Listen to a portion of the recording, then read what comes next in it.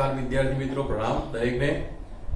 ધોરણ 11 ની અંદર આપણે પ્રથમ પ્રકરણ અકાઉન્ટમાં જે શરૂ કર્યું છે કે ભાઈ હિસાબી પદ્ધતિ અને પારિભાષિક શબ્દો, તો હિસાબોને શીખવા માટે હિસાબોમાં આવતા કેટલાક નવા શબ્દોનો આપણે પરિચય મેળવવાનો છે।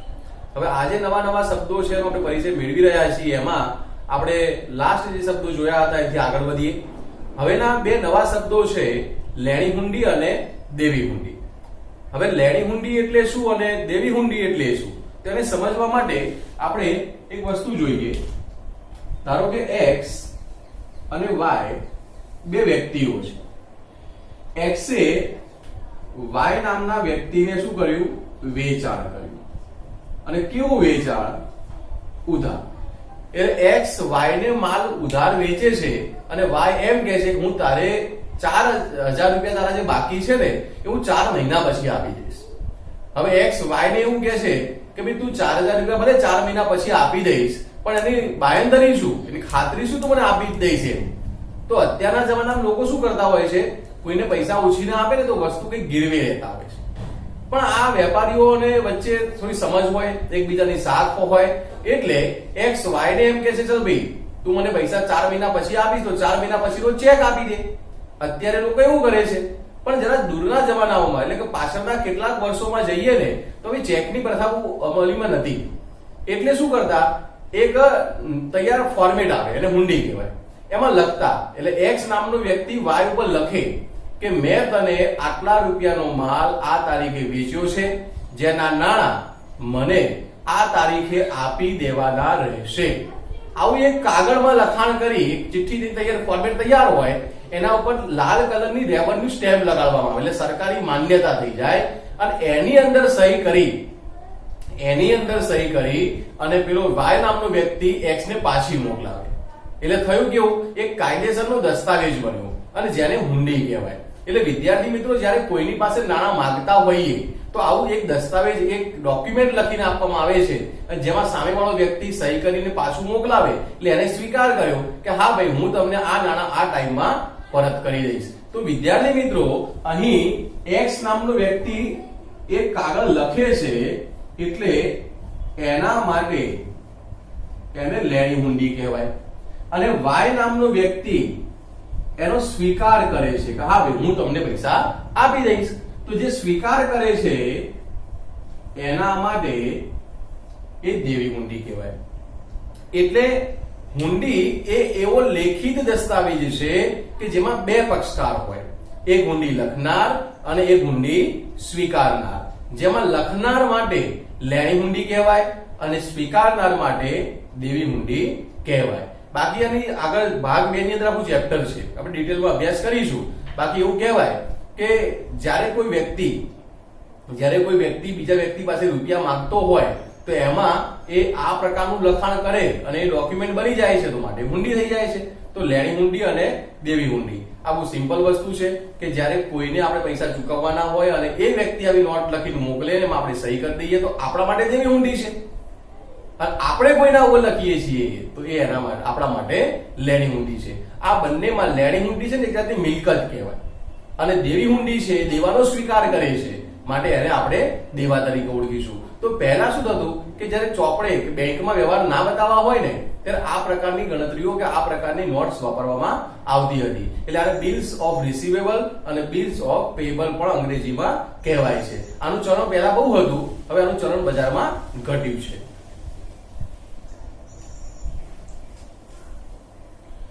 હવે વિદ્યાર્થી મિત્રો, આપણે આગળના શબ્દો ઉપર જઈએ। લેણી હુંડી અને દેવી હુંડીમાં આપણને ખબર પડી ગઈ છે। હવે નેક્સ્ટ જે શબ્દ છે એ છે પડતર। ડિસ્પ્લે પર જોઈ શકો છો તમે। પડતર કોને કહેવાય? તો પડતર એને કહેવાય કોઈ પણ વસ્તુ તૈયાર કરવા માટે અથવા તો સેવા પૂરી પાડવા માટે જે પણ ખર્ચાઓ થાય એ બધા જ ખર્ચાના સરવાળાને પડતર કહેવાય। દાખલા તરીકે કોઈ પણ કંપનીમાં નિરમા સાબુ બનાવતી હોય, હવે નિરમા સાબુને ગ્રાહકના હાથ સુધી ના પહોંચાડીએ ને ત્યાં સુધીનો જેટલો ખર્ચો બનાવવાનો કે વેચવા પાછળ થયો એ બધાને પડતર કિંમત કહેવાય। દાખલા તરીકે નિરમા સાબુ બનાવવા માટે એને પાવડર લાવવો પડશે, ક્યાંકથી એ જે કાચો માલ છે એ લાવવો પડતો હશે, પેકિંગ કરવા માટે કાગળ લાવવું પડતું હશે, કારીગરોને પગાર આપવો પડતો હશે, ઇલેક્ટ્રિસિટીનું બિલ ભરવું પડતું હશે, એને ગોડાઉનમાં મૂકી રાખવું પડતું હશે, એના ઉપર ટેક્સ ભરવા પડતા હશે, એના ઉપર એને ખર્ચ કરી અને બજારમાં માર્કેટિંગ કરવું પડતું હશે, અને પછી બધી જ રકમનો સરવાળો કરે અને સરવાળો કર્યા પછી જે ટોટલ આવે એ એની પડતર કહેવાય. અને આ પડતર ઉપર માલિક પછી કેટલો નફો ચડાવવો એ નક્કી કરી અને બજારમાં માલ વેચતા હોય છે. તો પડતર કિંમત મેળવવી એ ખૂબ જરૂરી છે. અને જો હિસાબો ના લખાતા હોય ને તો કોઈ પણ વસ્તુની સાચી પડતર ના મળે. કોને કેટલો પગાર આપ્યો, કોને કેટલું કમિશન આપ્યું, જાહેરાતનો ખર્ચો કેટલો થયો, ટ્રાવેલિંગનો ખર્ચ કેટલો થયો, કમિશન કેટલું થયું. અને આ તો ખાલી એવું નથી કે માલ બનાવી દીધો કે ચલો 2 રૂપિયાનું સાબુ બની ગયું, પણ સાબુ બન્યા પછી પણ ઘણા ખર્ચા થતા હોય છે. તે બધી રકમનો સરવાળો એ પડતર કહેવાય. સારું, નેક્સ્ટ શબ્દ છે વાઉચર. વાઉચર એ બહુ જ મહત્વનો શબ્દ છે તમારા માટે. જનરલી આપણે આ શબ્દ ઓછો સાંભળેલો હોય. વાઉચર કોને કહેવાય? તો તમે કોઈ પણ વ્યવહાર કર્યો છે એનો લેખિત દસ્તાવેજી પુરાવો. તમે જયારે નામું લખો છો ને તો નામું લખવાનો એક આધાર હોય અને એ આધાર એટલે વાઉચર છે. દાખલા તરીકે તમે નામું લખ્યું, એમાં લખ્યું કે મેં મહેશભાઈને 5 લાખનો માલ વેચ્યો, તો એ પુરાવો નથી. તમે તમારા નામાની અંદર તમે ઈચ્છા થાય 5 લાખનો વેચ્યો, 10 લાખનો ખરીદ્યો અને 5 કરોડ પગાર આપ્યો અને 3 કરોડ આ કર્યું એવું લખી દો અને ઇન્કમ ટેક્સમાં તમે ટેક્સ ભરવા જાઓ તો એ ઇન્કમ ટેક્સ અધિકારી કે ચલો ભાઈ તમે 5 લાખનો માલ વેચ્યો છે, લાવો એનું બિલ બતાવો. તો બિલ હોવું જોઈએ. તમે ક્યાંકથી માલની ખરીદી કરી છે, અચ્છા તો એનું બિલ બતાવો તમે. ઘણી વખત આપણે કહીએ છીએ ને ઇન્કમ ટેક્સની રેડ પડી. હવે રેડ પડ્યા પછી તમારા ઘરમાં ભલે 100 કિલો સોનું નીકળ્યું, પણ 100 કિલો સોનાનું બિલ હોય અને એ બિલમાં જે રકમ તમે પે કરી છે એ તમારી આવક એ બંધાતી હોય કે હા ભાઈ તમારી આવી આવક છે એના કારણે તમે ખરીદી શકો છો, તો તમને કોઈ તકલીફ નથી. પણ તમારી પાસે એક તો બિલ ના હોય તો તકલીફ છે. એટલે સાદી ભાષામાં કોઈ પણ વ્યવહાર કર્યાનો લેખિત દસ્તાવેજી પુરાવો. દાખલા તરીકે હું ઉદાહરણ આપું, ક્યાંકથી ખરીદી કરી તો બિલ આપી, તો બિલની અંદર માહિતી લખેલી હોય એટલે આપણી પાસે પુરાવો થયો કે હા ભાઈ ચલો મેં ખરીદી કરી હતી. તમે ક્યાંકથી ખરીદી કરો માલ પાછો આપવા જાઓ તો શું માગે? લાવો મારું બિલ આપો. તો બિલ માગે ને, કારણ કે પુરાવો છે. તમે માલ વેચો છો તો તમે બિલ આપો છો, ખરીદો છો તો સામેવાળો બિલ તમને આપે છે. ક્યાંક સ્કૂલમાં ફી ભરી તો સ્કૂલ વાળા શું આપશે? પહોંચ આપશે ને તમને. એએમસી નો ટેક્સ ભર્યો પહોંચ આપશે, ઇલેક્ટ્રિસિટીનું બિલ ભર્યું એ તમને પહોંચ આપશે. તો જ્યાં જ્યાં પૈસા પે કરો છો એના બદલામાં તમને પહોંચ મળવી જોઈએ. અમુકમાં ના મળે. દાખલા તરીકે પગાર ચૂકવો કર્મચારી પગારની પહોંચ ના આપે તો એના માટે વાઉચર બુક તૈયાર આવે છે. એમાં એની પગારની જે રકમની ચૂકવણી કરી છે એમાં સહી કરાવી લો. બેંકમાં પગાર કરતા હોય તો પ્રશ્ન નથી, એની એન્ટ્રીના આધારે નોંધ થઈ જતી હોય છે. પરચુરણ ખર્ચા કર્યા, મજૂરી ચૂકવી, કોઈને સામાન્ય 5-50 રૂપિયાનો ખર્ચો તમે કરી દીધો તો વાઉચર બુકની અંદર એન્ટ્રી પાડી દેવાની હોય છે. એટલે વિદ્યાર્થી મિત્રો જે બિલ છે એને જ એક જાતનું વાઉચર કહેવાય કે તમે વેચાણ કર્યું તો વાઉચર એ બિલ આપો છો, ખરીદી કરી સામેવાળાએ બિલ આપ્યું વાઉચર, તમે કોઈ ફી ભરી તો એના બદલામાં પહોંચ મળી છે એ વાઉચર છે, તમને કોઈએ પૈસા આપે તમે એના બદલામાં કમિશન પહોંચ આપી છે તો એ તમારા માટે વાઉચર છે. બેંકમાં પૈસા ભર્યા તો પેઇંગ સ્લીપ, બેંકમાં પૈસા ભરો તો એક સ્લીપ હોય એમાં રકમ લખીને પૈસા ભરવાના હોય તો એ સ્લીપ બુક વાઉચર છે. કોઈને ચેક આપ્યો તો ચેકનું અડધ્યું તમારા માટે વાઉચર છે. તો આ બધી રકમો એટલે કે સારી ભાષામાં કોઈ પણ વ્યવહાર કર્યાનો આર્થિક પુરાવો હોય અને એ જે પુરાવો છે ને એને વાઉચર કહેવાય. અને આપણું નામું એ વાઉચર આધારિત જ લખાય. કોઈ માલિક આવીને એમ કે આપણે 5 લાખનો માલ વેચ્યો લખી રાખ, એમ ના ચાલે, લાવ સાહેબ માલિક 5 લાખનું બિલ લાવો. બિલ વગર નામું ના લખાય. એટલે નામું લખવાનો મુખ્ય આધાર એનું વાઉચર છે વિદ્યાર્થી મિત્રો. એટલે આપણે ભવિષ્યમાં તમે મોટા થઈને સીએ બનો, કોઈ પણ પોસ્ટ ઉપર જાઓ તો વાઉચર વગર નામું લખાતું નથી. સારું, નેક્સ્ટ શબ્દમાં જઈએ. વટાવ.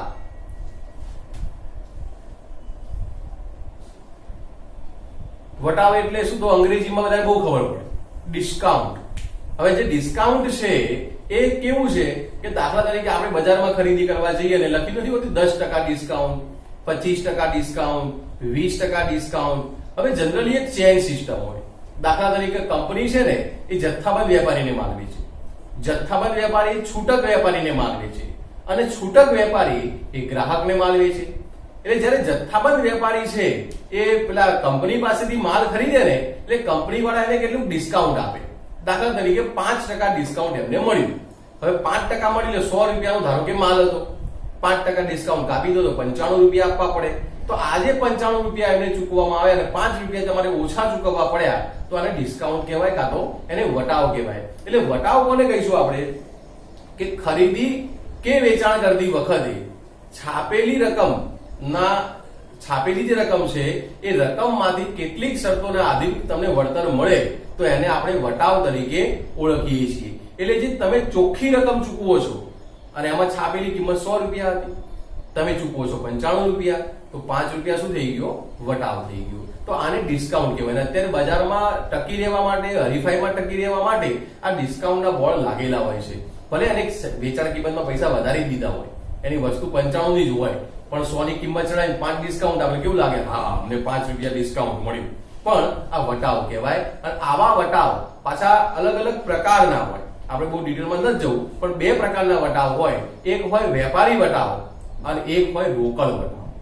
વેપારી વટાવ એવો વટાવ છે કે જો તમે કોઈને ઉધાર માલ વેચો છો કે રોકડેથી માલ વેચો છો, એ બંનેને મળે. દાખલા તરીકે તમે મગનભાઈ પાસેથી માલની ખરીદી કરી, 100 રૂપિયાનો માલ હતો, લખી દીધું 5 રૂપિયા વેપારી વટાવ, એટલે 100 માંથી 5 વેપારી વટાવ મળ્યો. અને 5 રૂપિયા રોકડેથી ખરીદી કરો તો એ 5 રૂપિયા.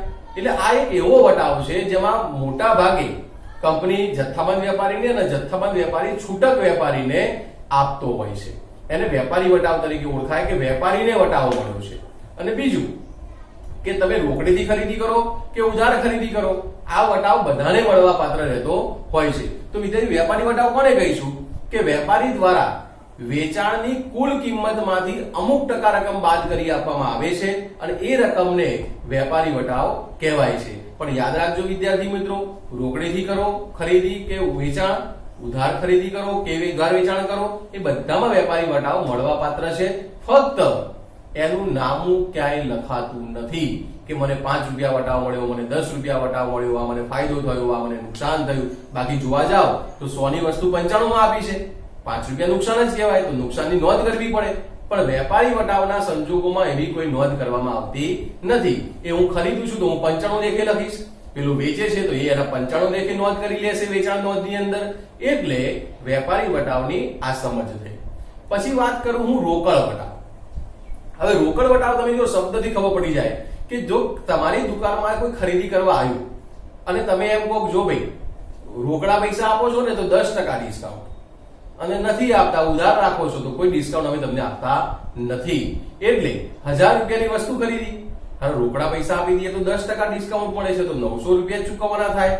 એટલે ગ્રાહક છે ને એ આકર્ષવા માટે, જે વેપારી હોય, છૂટક વેપારી હોય, એ ગ્રાહકને આકર્ષવા માટે એક છાપેલી કિંમત ઉપર જે વેપારી વટાવ તો આપ્યો જ છે, એ ઉપરાંત કેટલો વધારાનો વટાવ આપે તો એને રોકડ વટાવ કહેવાય. પણ શરત એક જ કે રોકડા રૂપિયા સામેનો વ્યક્તિ હાલ આપતો હોય તો અહીંયા રોકડ વટાવ જે છે ને એ સામેના વ્યક્તિને આકર્ષવા માટે છે. સાદી ભાષામાં કહીએ તો વેચાણ કરેલ માલની રકમ ઝડપથી પરત મેળવવા માટે અને ગ્રાહકોને આકર્ષવા માટે મળવાપાત્ર રકમ, જેની પાસે રકમ લેવાની હતી એ મળવાપાત્ર રકમમાંથી અમુક રકમનું વળતર આપવામાં આવે તો એને રોકડ વટાવ તરીકે ઓળખી શકાય છે. પણ ઇન્ટેન્સ શું હોય રોકડ વટાવનો? કે કદાચ તમે કોઈને માલ વેચ્યો અને શરત મૂકી શકો કે જો ભાઈ તું 5 દિવસમાં પૈસા આપી દઈશ ને તો તને 10% વટાવ. પેલું તો ખુશ થઈ જાય, 5 દિવસમાં વ્યવસ્થા કરો, 10% વટાવ મળે છે. એટલે ગ્રાહક પાસેથી ઝડપથી આપણે શું કરી શકીએ? નાણાં વસૂલ કરી શકીએ. આપણે જોઈએ છીએ કે અલગ અલગ ઓનલાઈન શોપિંગ કરીએ છીએ, એમાં પણ ડિસ્કાઉન્ટ હોય છે. તમે હપ્તા કરાવો તો પૈસા વધારે હોય છે, લોન કરાવો તો પૈસા વધારે હોય છે, પણ જો તમે કેશ રકમ રોકડીથી ખરીદી કરો છો તો પૈસા ઓછા હોય છે. તો અહીં 2 પ્રકારના વટાવની વાત કરી, વેપારી વટાવ અને રોકડ વટાવ. વેપારી વટાવ આખા ગામને મળે પણ એનું નામું લખાય નહીં. રોકડ વટાવ કોને મળે? કે જે વ્યક્તિ રોકડેથી ખરીદી કરતો હોય અથવા રોકડેથી વેચાણ કરતો હોય એ લોકોને રોકડ વટાવ મળવા પાત્ર હોય છે. પણ ઇન શોર્ટ વેપારી વટાવનું નામું લખાતું નથી, પણ રોકડ વટાવનું નામું વિદ્યાર્થી મિત્રો લખાય છે. એટલે કેમ લખાય છે? કે ખરીદી કરી મેં 100 રૂપિયાની, પેલા ભાઈએ મને 10% રોકડ વટાવ આપ્યો એટલે મારે તો ચૂકવવાના 90 જ થયા, તો મને 10 રૂપિયાનો ફાયદો થયો, એ ફાયદા તરીકે હું વટાવને લખીશ. પણ હું વેચનાર વેપારી હોય તો 100 ની વસ્તુમાં 90 માં આપવી પડી, મને 10 રૂપિયા નુકસાન થયું, તો આ રોકડ વટાવને નુકસાન તરીકે કે ખર્ચ તરીકે નોંધવામાં આવતો હોય છે. તો અહીં વિદ્યાર્થી મિત્રો વટાવની સમજ લીધી. વટાવના બે પ્રકાર પાડ્યા, વેપારી વટાવ અને રોકડ વટાવ. પછી બીજી એક વસ્તુ છે કસર. કસર શબ્દ છે ને એ ઘણી વખત કેવું હોય કે આપણે કે ખરીદી કરવા ગયા હોઈએ, પેલા ભાઈએ બિલ આપ્યું 903 રૂપિયા. હવે 903 નું બિલ આપ્યું, તમે કેટલા ચૂકવશો? સાંભળ્યું નહીં? 900 તમે ચૂકવશો. હવે જો તમે 900 રૂપિયા ચૂકવો છો, 3 રૂપિયા પેલા વેપારીને તો નુકસાન થઈ જ ગયું. એને વટાવ કાપી નાખ્યો, રોકડ વટાવ કાપી નાખ્યો, તોય 903 નું બિલ બન્યું અને 3 રૂપિયા તમે તોય ઓછા આપો છો. પણ વેપારી શું કરે? તમારી સાથે સંબંધ સાચવવા માટે બીજું 3 રૂપિયાનું નુકસાન સહન કરી લે. આને કસર કહેવાય. એટલે કસર કોને કહેવાય? કે લેણા કે દેવાની પતાવટ કરતી વખતે નાની જતી કરવી પડતી રકમ એને કસર તરીકે ઓળખવામાં આવે છે. વિદ્યાર્થી મિત્રો, અહીંયા કેવું થાય કે ચલો આપણે ક્યાંક કોઈને માલ વેચ્યો અને આપણે બિલ બનાવ્યું 1130 નું. પેલો ભાઈ 30 રૂપિયા નથી જ આપવાનો, એ ઉપરના પૈસા કાપી જ લેશે. હા, બહુ રકઝક કરો તો હાલે, એટલે મતલબ 30 રૂપિયા તમને નુકસાન પડવાનું છે. એટલે આ રીતે રકમને રાઉન્ડ ફિગર કરવા માટે નાની મોટી રકમ જવા દેવી પડે. કોઈની પાસે માંગતા હોય અને ઓછા આપે તો જતી કરવી પડે. તમે કોઈની પાસે માંગો છો અને એ રકમ તમને ઓછી આપે તો જતી કરવી પડે. તો નાની રકમ જતી કરવી પડતી હોય એને કસર કહેવાય. પણ 970 માંગતા હોય, 70 રૂપિયા લે, 900 ના લે ના ચાલે. સમજો છો ને વાતને? તો આને કસર કહેવાય. એટલે આ બધી કસરને રોકડ વટાવનું નામું લખવું પડે કે ભાઈ 903 નું બિલ છે તો છપાઈ ગયું, તમે 900 જ લીધા તો 3 રૂપિયાનો હિસાબ બતાવો. તે 3 રૂપિયા ક્યાં ગયા? એ 3 રૂપિયા ક્યાં ગયા ને હિસાબ બતાવવો પડે. માટે એને લખવામાં આવે છે કે આ વટાવ છે. શબ્દ કસર ભલે વપરાતો હોય પણ નામું વટાવના નામે લખવામાં આવે. તો વટાવ જ્યારે આપવો પડે ને ત્યારે ખર્ચ કહેવાય અને વટાવ જ્યારે મળે ત્યારે એને ઉપજ કહેવાય કાં તો આવક કહેવાય. તો આ બધી વાત થઈ ગઈ વટાવની. આપણે જોયું વટાવ, વેપારી વટાવ, રોકડ વટાવ, કસર. પછી હજુ વટાવનો ઊંડામાં લઈ જવું તો બે પ્રકારના બીજા વટાવ ભાગ પાડી શકો. આપેલ વટાવ અને મળેલ વટાવ. આપેલ વટાવ ક્યારે આપો તમે? કે જ્યારે તમારી દુકાનમાં કોઈ ખરીદી કરવા આવે. ખરીદી કરવા આવે એટલે તમે શું કર્યું? માલ વેચ્યો છે. તો તમે જ્યારે વેચાણ કરો છો ત્યારે વટાવ આપવો પડે અને તમે જ્યારે ખરીદી કરો છો ત્યારે તમને વટાવ કેવો થાય? મળે. આપો તો ખર્ચ, મળે તો ઉપજ. પણ આ વટાવનું નામું આપણે ચોપડે લખતા હોઈએ છીએ. કેવી રીતે લખાય છે ને એ આગળના ચેપ્ટરમાં, કારણ કે હિસાબો લખવાની શરૂઆત નવા ચેપ્ટરમાં થવાની છે, તો આગળના ચેપ્ટરમાં આપણને સમજ પડી જશે વિદ્યાર્થી મિત્રો. તો આ વટાવની વાત થઈ. પછી નવો શબ્દ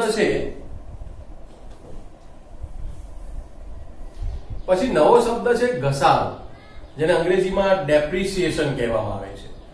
કોઈ પણ ધંધાની મિલકત જેનું આયુષ્ય ખૂબ લાંબા ગાળાનું છે, જમીન, મકાન, યંત્રો, furniture, patterns, copyright, trademark, software, આ બધી જે મોટી મોટી મિલકતોમાં ઇન્વેસ્ટ કર્યું છે જેનું આયુષ્ય ઘણા બધા વર્ષોનું હોય, એ બધાનું જેમ જેમ આયુષ્ય પૂરું થાય ને એમ એમ એની કિંમત ઘટે.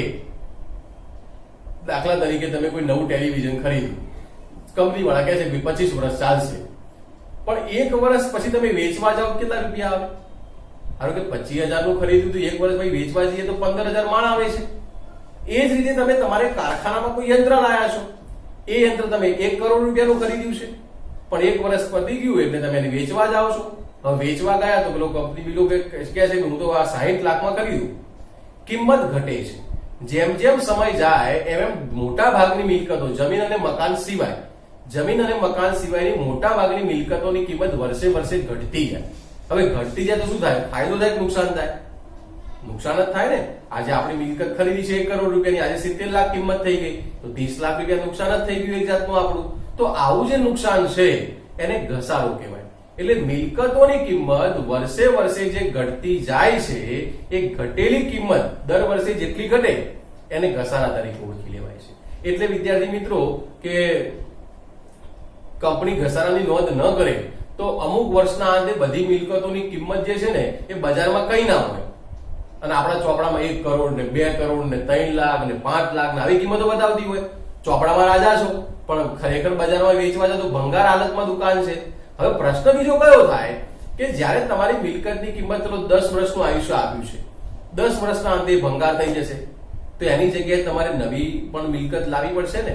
એ વખતે પૈસા ક્યાંથી લાવશો? એટલે કંપની વાળા શું કરે કે ધારો કે 100 રૂપિયાની મિલકત છે, આ યંત્ર અને એનું આયુષ્ય સપોઝ 10 વર્ષ છે. હવે 10 વર્ષ હોય એટલે કંપની એમ માને કે 100 ભાગ્યા 10 વર્ષ એટલે 10 રૂપિયા. મિલકતની કિંમત દર વર્ષે 10 રૂપિયા ઘટશે. હવે દર વર્ષે 10 રૂપિયા ઘટે તો કંપની વાળા શું કરે, એની મિલકતો બતાવવાની એક જગ્યા હોય કે એને મિલકતો બતાવી હોય 100 રૂપિયા. વર્ષ પત્યું એટલે નુકસાન તરીકે 10 માંડી પાડે એટલે કે હવે 90 રૂપિયા. તો 2020 માં કિંમત હતી એ 100 રૂપિયા હતી, 2021 માં કિંમત 90 થઈ ગઈ, હજુ 10 ઓછા કરશે, દર વર્ષે 10 ઓછા કરે 80 આયા તો કે 2022 માં આની કિંમત 80 રૂપિયા. હવે આજે 10 રૂપિયા મિલકતની કિંમત તમે ઘટાડી, આ ઘટાડો છે એ તમારા માટે એક જાતનો ખર્ચ છે કે નુકસાન છે. આ રકમ માલિક જો ખર્ચ તરીકે ગણે, નુકસાન તરીકે ગણે તો માલિકને ખર્ચમાં બતાવવી પડે. ખર્ચમાં બતાવે એટલે આવક, ખર્ચ શું થાય, આવકમાંથી બાદ થાય. બાદ થાય એટલે એ જે રકમ બતાવી છે ને એક જગ્યાએ ભેગી થાય. ભેગી કેવી રીતે થાય કે આ 10 રૂપિયા કોઈને ના ચૂકવવાનો હોય તેવો ખર્ચો છે, ખર્ચો કર્યો પણ કોઈ ચૂકવવાનો નથી, જેમ કે પગાર કોઈને ચૂકવવાનો હોય, દલાલી કોઈને પૈસા જાય, પણ આ એક એવો ખર્ચો છે જેને બિન રોકડ ખર્ચ કહેવાય. એટલે માલિકે અહીંયા એક ગલ્લો બનાવ્યો હોય, આ ગલ્લામાં 10 પડ્યા, પાછા બીજા 10 આવીને પડ્યા, એમ કરતા કરતા 10 વર્ષના 10 પડતા જાય એટલે છેલ્લે ગલ્લો આ ભરાઈ જાય. એટલે ગલ્લામાં કેટલા ભેગા થઈ જાય, 100 રૂપિયા. અને આ મિલકતની કિંમત 10 વર્ષ પછી 0 થઈ જાય. હવે 10 વર્ષ બાદ નવી મિલકત લાવવાની છે તો એ નવી મિલકત આ 100 રૂપિયા જે ભેગા કર્યા છે ને એમાંથી ખરીદી લેવામાં આવે. એટલે એ વખતે મૂડીની તકલીફ ના પડે. પણ બહુ હું સાદી ભાષામાં વ્યાખ્યા કરું કે મિલકતની કિંમતમાં નિર્ધારિત દરે દર વર્ષે જે ઘટાડો કરવામાં આવે છે તેને ઘસારો કહે છે. આ ઘસારો બિન રોકડ મહેસૂલી ખર્ચ છે અને આનું પણ આખું ચેપ્ટર છે ભાગ 2 ની અંદર, આપણે બહુ ડિટેલમાં એ વખતે શીખીશું. અને ઘસારો કહેવાય.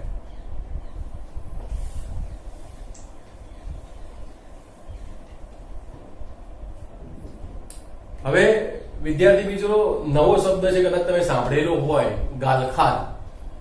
ગાલખાદ કોને કહેવાય કે તમે જ્યારે કોઈને ઉધાર માલનું વેચાણ કરો છો, ધારો કે તમે 972 રૂપિયાનું વેચાણ કર્યું, પેલો વ્યક્તિ કહે છે 4 મહિના પછી પૈસા આપી દઈશ, અને 4 મહિના બાદ આવે છે અને સાહેબ એમ કે લો સાહેબ આ 500 રૂપિયા છે તમારે રાખવા રાખો, બાકી હું પૈસા ચૂકવી શકું એમ નથી. તમે કેટલા રૂપિયા માંગતા હતા, 972, પેલો ભાઈ કેટલા આપી ગયો, 500, તો કેટલા રૂપિયા હવે નહીં મળે, તો કે ભાઈ 472 રૂપિયા. સાહેબ કે તમને કહીને જ જાય છે કે મારી પાસે રૂપિયા નથી, તમારે જે થાય કે નહોતા ઉભો, મારું હોય મારી નાખ. હવે આપણે શું કરવાના, આટલા રૂપિયા માટે થોડા કોઈ મારી નાખીએ આપણે કે હારું ભાઈ તારે આવે ત્યારે આપજે, પણ હાલ તો આવવાના નથી. તો આ જે રકમ તમને મળવાની નથી એને કહેવાય ગાલખાદ. એટલે તમે જેને જેને ઉધાર વેચાણ કર્યું છે અને એવા વ્યક્તિઓ પાસેથી જે રકમ તમને મળવી જોઈતી હતી પણ ઘણા બધા સમય સુધી એ રકમ મળતી નથી, તે રકમ તમારા માટે નુકસાન છે. અને એવી રકમને આપણે ગાલખાદ તરીકે ઓળખીશું. અને ગાલખાદ છે ને એ દેવાદારો પાસેથી પડે. દેવાદાર કોને કહેવાય, વ્યાખ્યા યાદ કરો કે તમે કોઈની પાસે રૂપિયા માંગતા હોય, તમે ઉધાર જેને જેને વેચાણ કર્યું છે એ બધા લોકો દેવાદાર છે, અને આવા દેવાદાર પાસેથી તમને કોઈ રકમ ના મળે તો એ રકમ તમારા માટે ગાલખાદ છે. તો આ ગાલખાદની વ્યાખ્યા થઈ કે દેવાદારો પાસેથી જે કુલ લેણી રકમ છે એમાંથી જેટલી રકમ વસૂલ થઈ શકે તેમ નથી એ બધી રકમના સરવાળાને ગાલખાદ તરીકે ઓળખાય છે. પછી હું હવે દેવાદારની વાત કરી જ છે તો બીજા 2 ભાગમાં લઈ જઉં. દેવાદાર છે ને 2 પ્રકારના હોય, એક સદ્ધર હોય, એક નાદાર હોય, અને ત્રીજો મેં પ્રકાર પાડ્યો છે શકમંદ હોય. સદ્ધર કેવા હોય કે આપણને વિશ્વાસ જ હોય કે એની પાસેથી રૂપિયા કેવા થાય, મળી જ જવાના છે, તો એ સદ્ધર દેવાદાર થયો કે જે વ્યક્તિ પોતાની નાણાકીય જવાબદારી નિયમિતપણે ચૂકવતો હોય અને જે પોતાની મિલકતો છે ને એના દેવા કરતા વધારે ધરાવતો હોય, એ વ્યક્તિ સદ્ધર છે. બીજા નંબરે આવે નાદાર. નાદાર એટલે એવો દેવાદાર કે જે પૈસા ચૂકવવા માટે સમર્થ નથી અને કોર્ટમાં, અદાલતમાં જઈને એમ કહી આવ્યો છે કે ભાઈ મારી પાસે રૂપિયા નથી, હું કોઈનું દેવું ચૂકવવા સક્ષમ નથી, તમે જે સજા કરો એ ભોગવવા હું તૈયાર છું. તો અદાલત એને એમ કે હા ભાઈ ચાલ તું નાદાર. એટલે આપણે અલગ અલગ બજારમાં કંપની જોઈએ, આ કંપની નાદારી નોંધાઈ, આ નાદારી નોંધાવી એટલે શું કોર્ટમાં જવાનું, અદાલતને રજૂઆત કરવાની કે મારી કશું પાછી મિલકતો નથી, મારી જે મિલકતો છે એની હરાજી કરી મારું દેવું તમે ચૂકવી દો અને વધેલા પૈસા આપવા માટે હું સમર્થ નથી. આ નાદાર પણ હોય. એટલે આપણે ઉધાર માલની ખરીદી કરવી હોય તો બહુ કાઠું પડે. જલ્દી આપણને ઉધાર ના આપે, ઓળખાણ વગર કોઈ ઉધાર ના આપે. કેમ? સારો આ ભાઈ ના આપે તો એ નાદાર છે. સદ્ધર કોને કહેવાય? મેં વાત કરી એમ કે એની મિલકતો એના દેવા કરતા વધારે છે. એ એના બધા જ ખર્ચા કે જવાબદારી ચૂકવવાની હોય, નિયમિતપણે ચૂકવતો હોય તો એ સદ્ધર છે. પણ એના દેવા એ મિલકત કરતા વધારે હોય, દેવું છે મિલકત કરતા વધારે હોય તો એ નાદાર જેવું કહેવાય. એ પોતાની જવાબદારી નિયમિતપણે ન ચૂકવતો હોય તો એ નાદાર જેવું કહેવાય. અને ત્રીજા એક પ્રકારનો વાત કરી શકમન. આપણે કોઈને વેચાણ કરીએ ને તો આપણે પણ ઘણી વાર શંકા હોય, આરો પૈસા હાલશે ખરો ને ના આવે, આપે પણ ખરો અને ન પણ આપે, તો એ વ્યક્તિ કેવો થઈ જાય વિદ્યાર્થી મિત્રો? શકમન થઈ જાય. પણ મેં વાત કરી સદ્ધર અને નાદારની. તો સદ્ધર અને નાદાર કોને કહેવાય એ આપણે જોયું. પણ આપણે નાદાર કહીએ ને એટલે અદાલત એને જાહેર કરે તો જે નાદાર કહેવાય, બાકી એ નાદાર કહેવાય નહીં. પછી વિદ્યાર્થી મિત્રો નવો શબ્દ લઈએ. આપણે નફાખોટ અંગેનો અભ્યાસ કરી ચૂક્યા છીએ. નફાખોટ, નુકસાન કોને કહેવાય? નુકસાન એને કહેવાય કે સાહેબ તમે એવું કીધું હતું કે ભાઈ તમારા ખર્ચા એ તમારી આવક કરતા વધી જાય. વર્ષના એક વર્ષની આવકનો સરવાળો, એક વર્ષની ખર્ચનો સરવાળો, મહેસૂલ. હવે એક વર્ષની આવક થઈ 1000 રૂપિયા અને એ જ વર્ષનો ખર્ચો થયો 1200 રૂપિયા, તો 200 રૂપિયા શું કહેવાય? ખોટ કહેવાય. એના સિવાય પણ ધંધામાં ઘણા બધા નુકસાન થતા હોય વિદ્યાર્થીઓ. દાખલા તરીકે દુકાનમાં આગ લાગી જવી અને 50,000 નો માલ મળી ગયો, તો હવે એનું તો કોઈ વળતર મળવાનું નથી. એટલે કોઈ પણ લાભ વગર જતી કરેલી રકમ એને આપણે નુકસાન તરીકે ઓળખતા હોઈએ છીએ. આ નુકસાનની વાત થઈ. ચોરીથી પણ નુકસાન થાય, આગથી પણ નુકસાન થાય, વરસાદમાં માલ પલળી જાય તો પણ નુકસાન થાય, માલને ટ્રાન્સપોર્ટ કરતા હોઈએ ને માલને અકસ્માત થઈ જાય તો પણ આપણને નુકસાન થાય. કોઈ નુકસાનના ઘણા બધા રીતો છે. એવું નહીં કે આવકમાંથી ખર્ચ બાદ કરીએ તો જ નુકસાન થાય, પણ ધંધામાં બીજી ઘણી બધી રીતે નુકસાન થઈ શકે છે. અને એ બધા નુકસાનોની નોંધ કરવી જરૂરી છે. તો જ આપણને સાચી વસ્તુની પડતર કિંમત જાણવા મળે, તો જ આપણે ખરેખર નફો કેટલો કર્યો છે અને ખોટ કેટલી કરી છે એ જાણવા મળે. તો આ વાત કરી આપણે નુકસાનની. પછી આપણે જે બધી વાતો ભણ્યા છીએ એમાં નવા શબ્દ ઉપર જઈએ આપણે આગળ.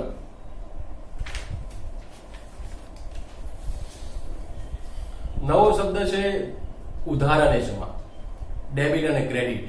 ઉધાર કોને કહેવાય અને જમા કોને કહેવાય? તો ઉધાર અને જમાને સમજવા માટે આપણે જે પદ્ધતિ શીખવાના છે નામું, તમે જેટલા વર્ષો સુધી ભણશો એ નામું કઈ પદ્ધતિ ભણવાના? દ્વિનોંધી પદ્ધતિ, ડબલ એન્ટ્રી મેથડ.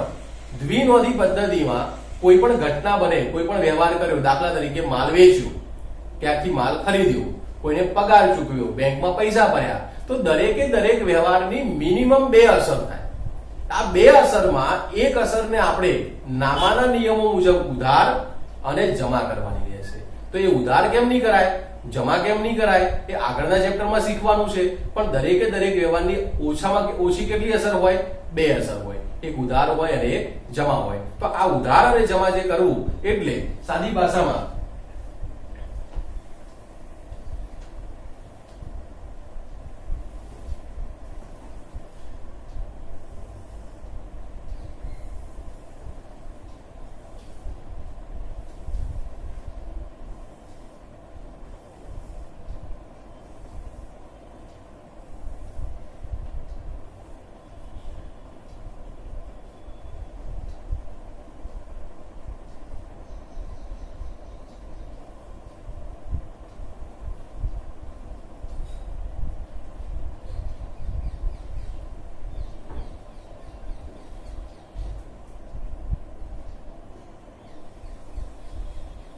વિદ્યાર્થી મિત્રો આને ખાતું કહેવાય.